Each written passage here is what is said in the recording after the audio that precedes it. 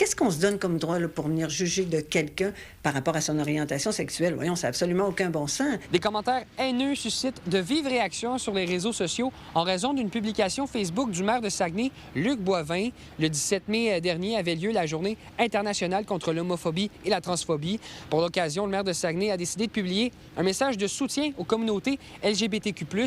Plus de 600 commentaires ont ensuite été rédigés sous la publication. C'est abominable, je devrais dire, parce que moi, sur ma page personnelle, j'ai aussi publié la publication de la Ville d'Alma. Je l'ai partagée, puis j'ai pas eu de commentaires négatifs ou violents et tout, là. C'est sûr que nous aussi, ce que ça nous dit, c'est qu'on devra peut-être prendre contact avec les différentes municipalités, principalement là, celle de Ville-Saguenay, parce que c'est celle qui avait eu le plus de commentaires, pour justement les encourager à avoir des modérateurs dans leur espace public. La Ville de Saguenay, tout comme la Ville d'Alma, avait aussi publié un message pour cette journée du 17 mai. Des commentaires négatifs ont été publiés sous la publication de la Ville d'Alma, mais la Ville s'est chargée de modérer les commentaires. Et puis, je dirais qu'il y en avait pas mal, parce qu'on a calculé, il y avait environ 2/3 des commentaires qu'on ne pouvait pas laisser en place parce que c'était des commentaires haineux ou racistes ou de violence. Alors, donc, c'est absolument inacceptable pour nous, évidemment, de laisser ça en ligne, là. Bien, on est dans un contexte où il y a une montée des discours haineux qui touchent l'ensemble des sujets de diversité, là, pas juste la diversité sexuelle, la pluralité de genre, mais aussi tous les enjeux religion, le racisme, tout ça. Fait que, tu sais, c'est très décomplexé en ligne. Justement, les réseaux sociaux laissent la place à n'importe quoi. C'est-à-dire qu'on peut dire n'importe quoi sans avoir d'impact. Mais nous, de notre côté, je vais vous dire, il y avait tellement des commentaires qu'on pense qu'ils sont plus qu'inacceptables, qu'on va aller plus loin avec les commentaires qu'on a reçus. On les a enlevés, mais on les a conservés. Et puis, c'est sûr et certain qu'il va y avoir une analyse de fait sur ces commentaires-là et fort probablement des plaintes qui vont être acheminées à la Sûreté du Québec. Bien, je pense qu'il n'y a pas de coupable. C'est plus un état de société dans lequel on est actuellement, puis on n'est pas la seule ville, là, vous l'avez dit tantôt, où il y a eu des commentaires partout. Tu sais, je pense qu'il y a une analyse plus globale à avoir par rapport à ça. En vacances cette semaine, le maire de Saguenay n'a pu commenter le dossier. Dimanche, le 17 mai dernier, l'initiative de la ville était d'afficher le drapeau LGBTQ+, à l'hôtel de ville de Chicoutimi. À Saguenay, Étienne Ouellette pour Nouveau Info. Le centre de vélo de montagne, le Panoramique, inaugure enfin son nouveau pavillon d'accueil mardi après-midi. Après plusieurs années d'embûches, notamment à cause de la pandémie et de la hausse des coûts, le projet est maintenant à terme. Les acteurs du milieu sont extrêmement fiers de pouvoir inaugurer ce nouveau pavillon d'accueil.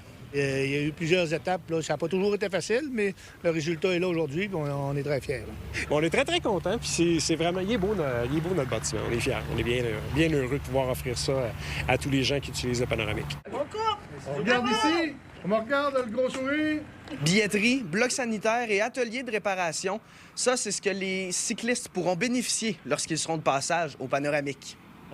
Avec les douches, avec des vrais blocs sanitaires, c'est plus de confort qu'on va offrir à nos utilisateurs locaux et surtout une meilleure expérience après et avant la ride pour les gens qui viennent de l'extérieur. C'est déjà 100 fois mieux que la petite bécosse qu'il y a là-bas qui était notre bloc sanitaire. Merci.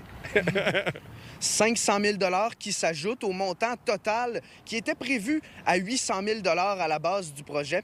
Alors, coût final pour le nouveau site d'accueil du Panoramique, 1,4 million de $. La Ville de Saguenay a contribué à la hauteur d'1,1 million.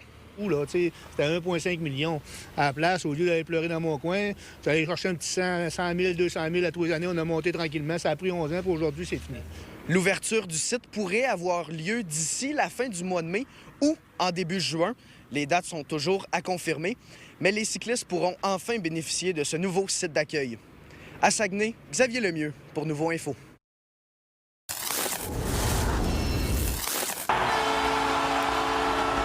C'est fait, les Saguenayens de Chicoutimi ont soulevé la Coupe Gilles Courteau à la maison au centre Georges Vézina. Pour la suite, les Bleus devront se battre pour remporter la Coupe Mémorial, un championnat qui regroupe les 3 meilleures équipes des 3 différentes ligues au pays, ainsi que la ville hôte du championnat. C'est du beau bonheur collectif. Les gens qui sont proches de l'équipe ou non, c'est le fun. Moi, je suis nostalgique parce que j'étais là il y a 32 ans au Centre-Georges quand ils ont gagné. Puis d'être là 32 ans plus tard, beaucoup plus vieux, c'est le fun. Les Sags qui ont vraiment, à mon avis, gardé le meilleur pour la fin, ça a été la meilleure performance des Sags. ont contrôlé le match presque au complet. Un petit bout à deuxième période où Moncton a eu un certain avantage. Mais pour le reste, ça a été les Sags 100% du match. On se sentait bien hier. Aujourd'hui, bien, c'est business. Là. C'est vraiment... on recommence. On ne se sent pas nécessairement différent de ce qu'on se sentait il y a 1 mois ou il y a 3 mois. On a confiance en notre équipe. On sait les choses que notre équipe peut accomplir, mais ça s'arrête là. On a une étape de fête. On la célèbre, c'est correct, mais on tourne la page puis on se prépare, on focus pour ce qui s'en vient.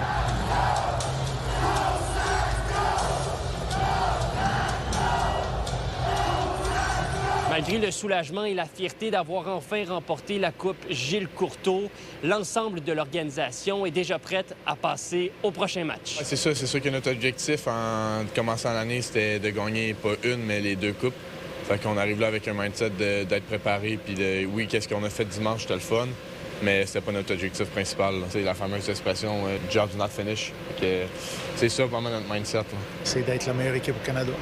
Pour moi, c'est gros. C'est un trophée que l'équipe n'a pas gagné encore. Dans les années 90, 2000, on se présentait là-bas, puis on savait qu'on n'avait pas nécessairement de chance. Maintenant, c'est complètement différent. Après 32 printemps, les Saguenay-Chicoutimi sont champions de la LHJMQ. Il y a eu un long passage à vide. Justement, quand les Sags sont allés, les 2 fois que les Sags sont allés, la Ligue d'hockey junior majeur du Québec faisait piètre figure dans ce tournoi-là. Et depuis le fameux sacre de l'équipe de Grand Bay, les Prédateurs à l'époque, là, on a vu plusieurs équipes. Puis maintenant, c'est pas gênant. Il y a plein d'équipes du Québec qui peuvent la remporter depuis ce temps-là, depuis 97. Et je pense que les Sags, de ce que j'ai regardé, j'ai fait mes devoirs un peu, je commence à regarder les alignements et tout. C'est pas gênant. C'est pas gênant, puis... Je te dirais que j'ai ma quasiment favori. Là. Pour les citoyens, la victoire des Sags représente une vraie fierté régionale et cet engouement qui s'est créé autour de l'équipe persiste et suivra l'équipe jusque de l'autre côté du pays. C'est sûr que je ne monterai pas en Colombie-Britannique, là, mais oui, on va les suivre puis on va continuer de les encourager du Saguenay. Je pense qu'il y a pas mal tout le Québec est derrière eux autres aussi. Je suis bien content. C'est ce qu'on espérait. J'espère que ça va continuer comme ça pour le mémorial. À Saguenay, Louis-Mathieu Corneau, pour Nouveau Info. 11 entrepreneurs et personnalités de la région se sont glissés dans la peau de personnes à mobilité réduite mardi midi afin d'amasser des fonds pour le défi diagnostic de clown thérapeutique Saguenay. Les participantes et participants doivent conserver cette contrainte pour une durée de 24 heures ou jusqu'à ce que leur montant d'argent prédéterminé, soit 5 000 ou 3 000 $ soit amassé. Comme on travaille sur l'estime de soi des personnes hospitalisées, on veut faire perdre un peu des capacités, des mobilités pour les personnes qui sont habituées d'être en possession complètement de leur corps et de leurs aptitudes. On a une gang de personnes extraordinaires. On est vraiment choyés. Puis les gens, maintenant, se proposent pour faire la campagne de financement, tellement que c'est devenu comme un happening. L'objectif de la campagne, qui en est à sa 19e édition cette année, s'élève à 50 000 $. En 2025, le cumul des dons avait atteint 94 000 $. Depuis le lancement officiel de la campagne le 4 février dernier, les gens d'affaires ont trouvé différentes manières de pouvoir récolter des dons. Tout le monde est complètement investi. Tout le monde a déjà atteint son objectif. Donc, le 50 000, on sait qu'il est dépassé déjà. J'ai l'impression qu'avec la vente des billets, on va être capable d'aller chercher un 100 000, ce qui serait un record de tous les temps pour nous. Que ce soit des musiciens qui nous ont offert des vinyles dédicacés, que ce soit les restaurateurs qui nous ont offert des certificats cadeaux. On a fait un bingo au Malaise et puis hier avec des flashs tatou avec les tatoueurs amis. Fait qu'on voit qu'il y a une belle communauté qui se rejoint pour une belle cause. J'ai moi-même eu, avec mon fils, l'occasion de les rencontrer au département de pédiatrie à plusieurs reprises. Donc, ils nous ont beaucoup aidés.